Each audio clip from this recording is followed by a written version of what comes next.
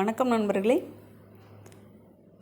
Gopi Manchurian காலிஃப்ளவரில் எப்படி பண்ணுறதுன்னு நம்ம பார்க்கலாம். இதுக்கு தேவையான பொருட்கள் எல்லாம் நான் எடுத்து வச்சுருக்கேன்.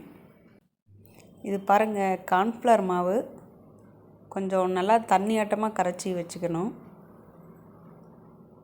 காலிஃப்ளவரை நல்லா சுடுதண்ணியில் போட்டு க்ளீன் பண்ணிவிட்டு கார்ன்ஃப்ளவர் மாவு, கொஞ்சம் அரிசி மாவு, வரமிளகாத்தூள், இஞ்சி பூண்டு பேஸ்ட்டு, கொஞ்சம் லெமன் புழிஞ்சு விட்டுருங்க. உப்பு தேவையான அளவு.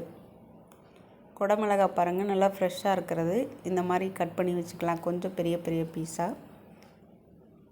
பெரிய வெங்காயம் கட் பண்ணியிருக்கேன், கொஞ்சம் பூண்டு கட் பண்ணியிருக்கேன். 1 ஸ்பூன் வரமிளகாத்தூள், 1 ஸ்பூன் சர்க்கரை எடுத்து வச்சுருக்கேன் நான். இது எல்லாமே ரெடி பண்ணி வச்சிடலாம். இப்போது காலிஃப்ளவரை நல்லா பொரித்து எடுத்துக்க போகிறோம்.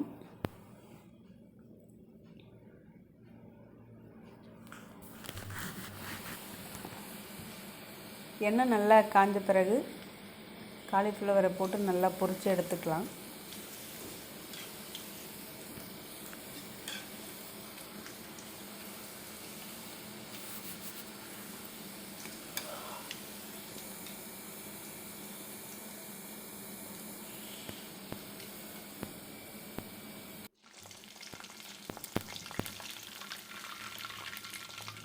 இது காளான், காலிஃப்ளவர் கொஞ்சம், காளான் கொஞ்சம், ரெண்டாக பிரித்து நான் பண்ணியிருந்தேன். ரெண்டுமே பிடிக்கும் எனக்கு, அதனால் ரெண்டுமே பண்ணியிருந்தேன். குடமிளகாய், பெரிய வெங்காயம், பூண்டு, லைட்டாக உப்பு, கொஞ்சம் பெப்பர் போட்டு நல்லா இந்த மாதிரி ஃப்ரை பண்ணி எடுத்து தனியாக வச்சுக்கலாம். இதையும் பாருங்கள், இது எல்லாமே ரெடி பண்ணி வச்சுட்டோம் அப்படின்னாக்கா மிக்ஸ் பண்ணுறது அப்படிங்கிறது கொஞ்சம் ஈஸியாக இருக்கும். வடை சட்டி நல்லா காஞ்சிருக்கு. தண்ணியாட்டமாக கரைச்சி வச்சுருக்கிற கார்ன்ஃப்ளவர் மாவை நம்ம இதில் ஊற்றிடலாம். இது சமயத்தில் சீக்கிரமே கெட்டியாயிடும், அதனால் அடுப்பை சிம்மில் வச்சுக்கோங்க. 1 ஸ்பூன் வரமிளகாய், இந்த மாவு கரைசலுக்கு மட்டும் தேவையான அளவு உப்பு,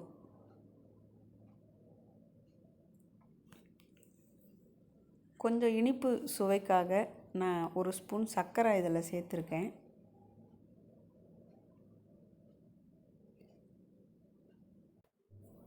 இந்த கோபி மஞ்சூரியனுக்கு பார்த்திங்கன்னா காலிஃப்ளவர் யூஸ் பண்ணலாம், காளான் யூஸ் பண்ணலாம், பேபிகார்ன் யூஸ் பண்ணலாம், உருளைக்கிழங்கு ஃப்ரையில் இது போல் செய்யலாம்.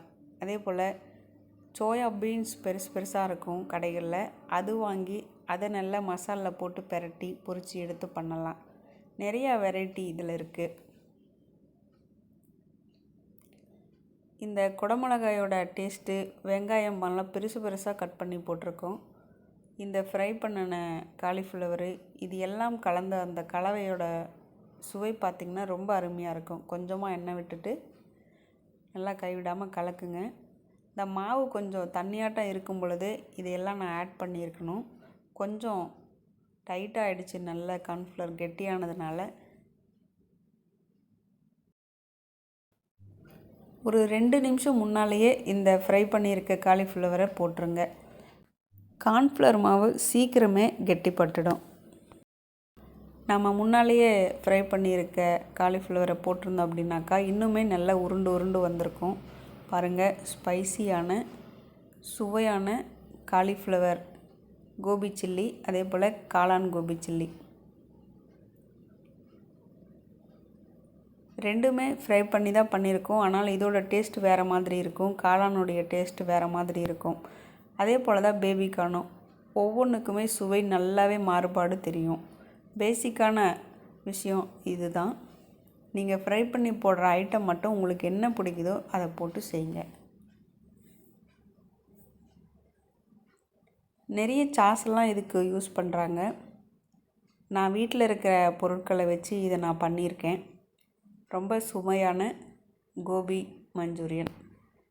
நீங்களும் ஒரு முறை ட்ரை பண்ணி பாருங்கள். உங்கள் கமெண்ட்ஸை பதிவு பண்ணுங்கள்.